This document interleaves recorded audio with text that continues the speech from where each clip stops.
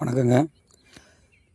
நாங்கள் திருவள்ளூர் மாவட்டம் ஊத்துக்கோட்டை வட்டம் பெரியபாளையம் பக்கத்தில் யானம்பாக்கம்ன்ற கிராமத்தில் இந்த ரோடு கிட்டத்தட்ட 1 வருஷம் மேலே ஆகுது.